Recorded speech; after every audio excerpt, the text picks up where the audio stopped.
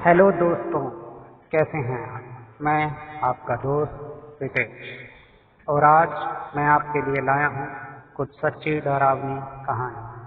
तो अगर आप भी डरावनी कहानियों के शौकीन हैं तो मेरे चैनल को अभी सब्सक्राइब करें, क्योंकि मैं आगे भी आपके लिए ऐसी डरावनी कहानियाँ लाता रहूँगा। तो अपने अपने हेडफोन लगाएं और खो जाएं खौफ की दुनिया में।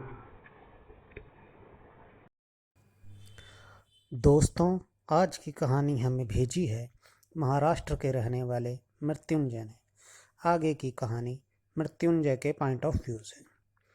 दोस्तों, आज जो घटना मैं आपको बता रहा हूँ वह घटना मेरी माँ के दादाजी के साथ घटी थी। मेरी माँ के दादाजी एक डॉक्टर थे। यह घटना 1960 के आसपास की है। उस समय वह एक गांव में रहकर वहाँ के लोगों का इलाज कर रहे थे। एक रात उनके दरवाजे पर दस्तक हुई। उन्होंने जब दरवाज़ा खोला तो देखा दरवाजे पर एक बुजुर्ग आदमी खड़ा था। उसने दादाजी से कहा, मेरी पत्नी की तबीयत काफ़ी खराब है, आप एक बार चलकर उसे देख लें। दादाजी ने कहा, आज काफ़ी रात हो गई है, आप कल अपनी पत्नी को ले आना। लेकिन वह शख्स दादाजी से आज ही अपनी पत्नी को देख लेने के लिए गिड़गिड़ाने लगा। उसकी जिद पर दादाजी उसके साथ जाने को तैयार हो गए। वह व्यक्ति तांगे पर आया था। दादाजी उसके साथ तांगे पर बैठकर चल दिए। वह तांगा जिस तरफ जा रहा था दादाजी उस तरफ कभी नहीं गए थे। कुछ ही समय बाद वह तांगा एक हवेली के सामने रुका। वह हवेली काफ़ी पुरानी थी और उसे देखकर लग रहा था काफ़ी समय से इसकी मरम्मत नहीं हुई है। उस शख्स के साथ दादाजी हवेली के अंदर गए। वह हवेली अंदर से भी काफ़ी खस्ता हाल थी। वह शख्स दादाजी को पहली मंजिल पर बने एक कमरे में ले गया, जहां एक लालटेन जल रही थी और एक चारपाई पर एक बुढ़िया लेटी हुई थी।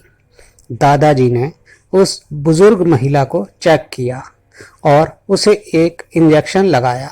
इंजेक्शन लगाने के बाद दवाई दी और दादाजी ने उस बुजुर्ग शख्स से कहा, तुम्हारी पत्नी को काफ़ी तेज बुखार है, मैंने इंजेक्शन लगा दिया है और दवाई भी दे दी है, कुछ दिनों में यह एकदम ठीक हो जाएगी। यह सुनकर उस बुजुर्ग शख्स और उस महिला के चेहरे पर राहत दिखाई दी। उसके बाद वह शख्स दादाजी को छोड़ने वापस तांगे पर आया और जाते हुए दादाजी के हाथ पर एक सिक्का रखते हुए बोला, यह मेरी तरफ से आपके लिए।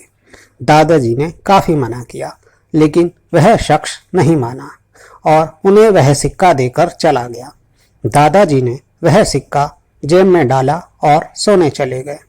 अगले दिन सुबह दादाजी ने सोचा, क्यों ना जाकर उस बुजुर्ग महिला को देख लूं, अब उसकी तबीयत कैसी है। यह सोचकर दादाजी उस पुरानी हवेली की ओर चल दिए। जब दादाजी उस हवेली की तरफ जा रहे थे तो उन्हें रास्ते में कुछ लोग दिखाई दिए। उन लोगों ने दादाजी को राम राम किया और बोले, डॉक्टर साहब, सुबह सुबह इस तरफ कहाँ जा रहे हैं? दादाजी ने कहा, इस तरफ आगे जो पुरानी हवेली है वहीं एक मरीज को देखने जा रहा हूँ। तो वह लोग बोले, डॉक्टर साहब, उस हवेली में तो सालों से कोई नहीं रहता। तो दादाजी बोले, उस हवेली में एक बुजुर्ग महिला और उसका पति रहते हैं, रात को ही मैंने उस महिला का इलाज किया है। तो वह लोग बोले, हमने तो आज तक वहां किसी को नहीं देखा, चलिए हम लोग भी आपके साथ चलते हैं। जब वह लोग हवेली पहुंचे तो देखा हवेली के साइड में एक टूटा तांगा खड़ा था, लेकिन वहां कोई घोड़ा नहीं था और हवेली की हालत भी रात से काफी खराब लग रही थी।